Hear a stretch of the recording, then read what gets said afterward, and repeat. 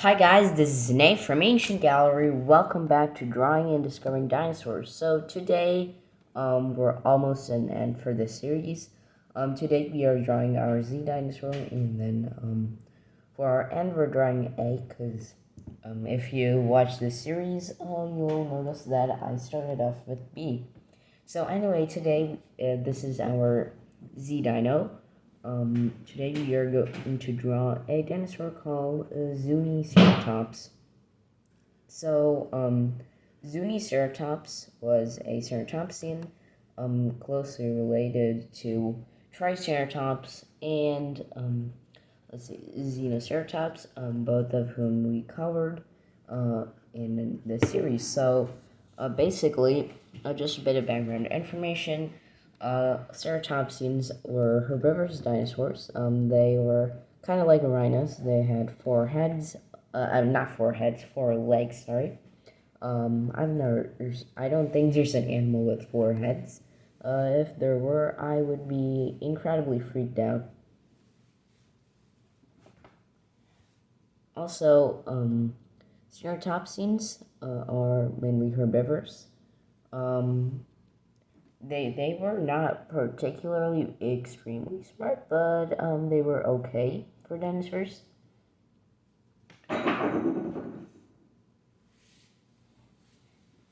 So yeah, that's pretty much what a ceratopsian is. Now, Zetaceratops belong to a group called the Centrosaurines.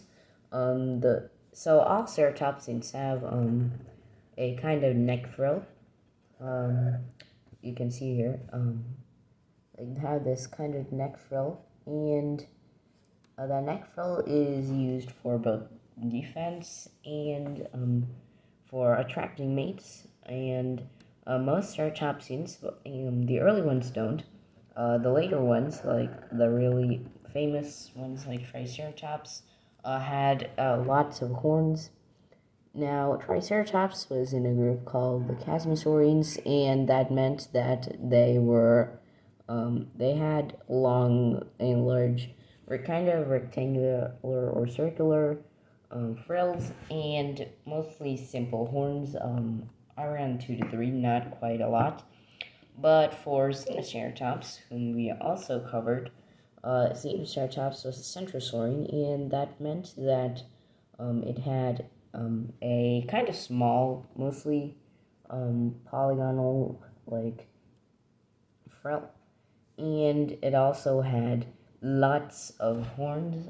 Let's see, two on the eyebrows, like above the eye, two on the frill in that, and two on the cheeks, and also and just a lot of bony, like, knobs surrounding the frill. Now, the bony knobs were kind of like, they were always there for most ceratopsians, but in Centrosaurus it was like they were really big. Another difference is that chasmosaurs were extremely big, and they were mostly like solitary, probably. That's what the current theory is. While centrosaurians, we know from evidence, were extremely social animals, often gathering in herds of thousands to migrate during the winter months.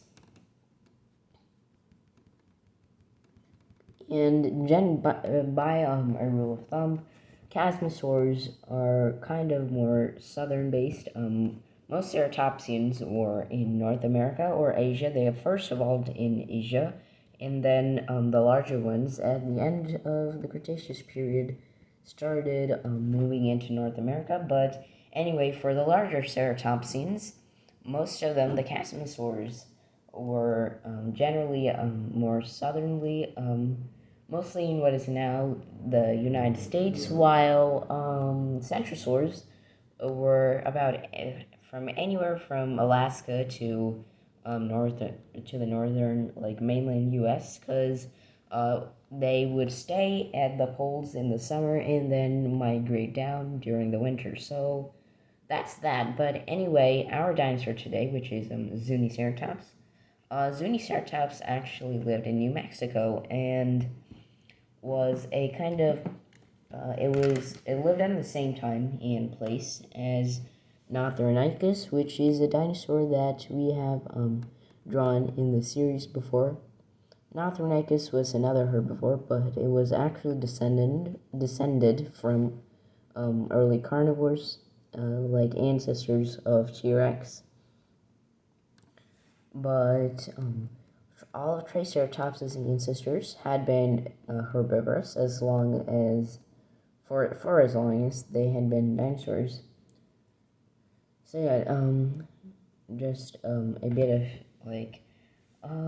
facts there.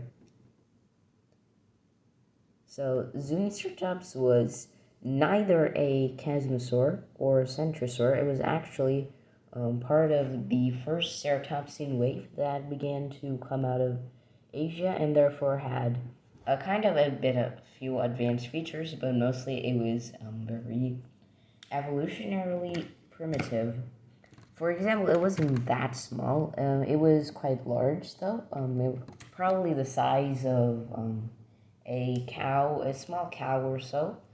But by ceratopsian standards, that's kind of small, as the largest ones, like Triceratops, were about as large as a full-grown bull elephant.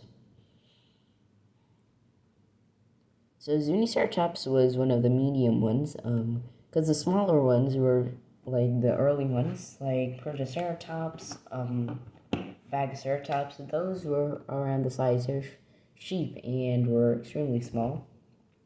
So Zuniceratops was probably descended from animals like Protoceratops, which is a kind of a paleontology staple, just because we have a perfectly preserved skeleton of it fighting a velociraptor.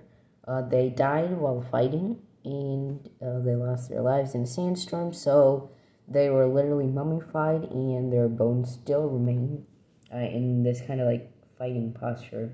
So because of that, Protoceratops is really famous, but nobody really cares about Zuniceratops because nobody really knows about it. But it was actually pretty important for like paleontologists because it made us understand how ceratopsians evolved. So Zuniceratops means Zuni hornface because back in the day, the area in which it lived, which is New Mexico, used to be the home of the Zuni tribe of Native Americans. So yeah, that's just why it's called what it's called. Basically, we really don't have a lot of facts right here, so I'm just gonna continue trying. Alright.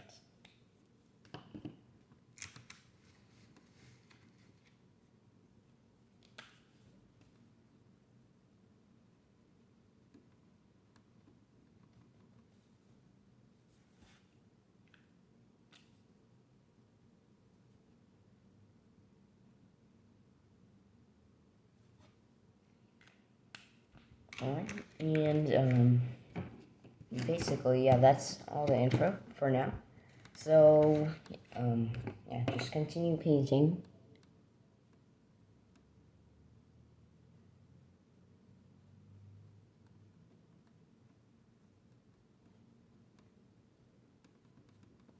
Zuniceratops would have faced predators like the early medium-sized tyrannosaurs, such as, I have no idea how to actually say this, but I'm pretty sure it's Susquityrannus. I actually do not know how to say it. I'll have to check soon. There are also probably like raptors there, such as Dromaeosaurus, or some late surviving like remnant of Deinonychus, because this was in like the early late Cretaceous, so there it was kind of like the middle Cretaceous, so there were probably still a quite few of early Cretaceous animals just like evolving and lurking around there. Alright, so that's that, and I have completely run out of facts, so we are just gonna paint.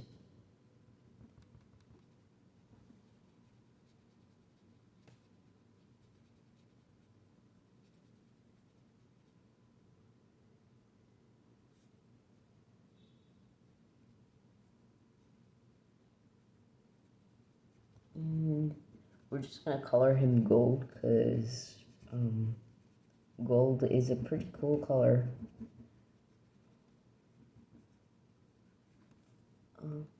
Nah, I mean like it's a really nice color, and I like it not as in it's a actual cool color as opposed to the definition of paint warmness and coolness.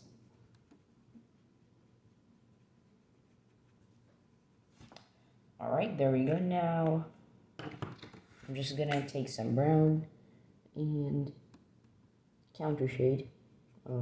Take some light brown.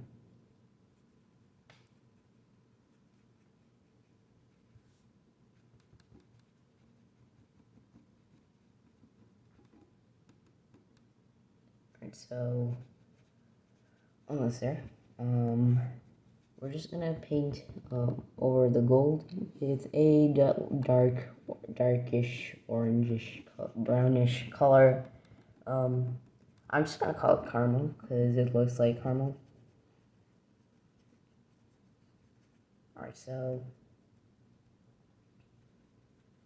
almost there.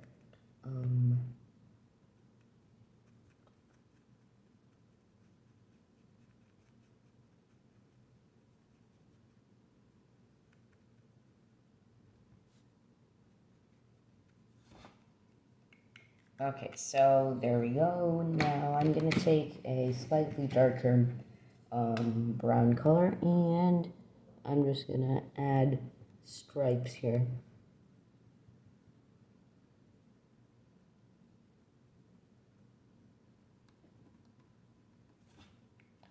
Alright, now I'm gonna kind of take this reddish orange color here and color in the feet.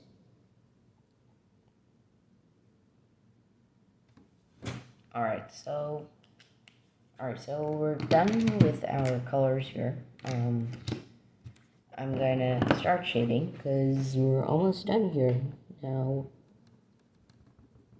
I'm gonna take out my black colored pencil and lightly shade.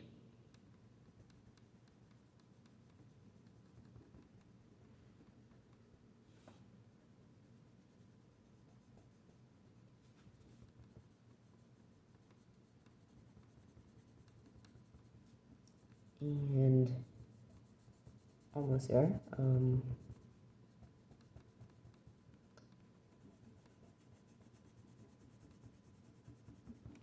Alright, there we go. So yeah, here's our Zuniceratops. I hope you enjoyed this video. If you did, please like, share, subscribe, all that good stuff. We'll see you in the next one. Bye!